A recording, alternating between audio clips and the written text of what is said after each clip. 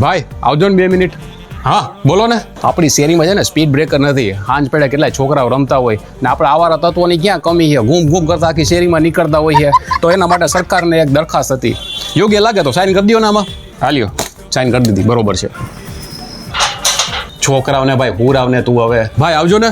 હા કહું સરકારે કચરા ગાડીની સુવિધા તો બહુ સારી કરી છે, પણ હવે છે ને સિટીની જગ્યાએ ગીત વાગે સ્વચ્છતા આદત હે હમારી, એનાથી એને કાનમાં લોહી નીકળે.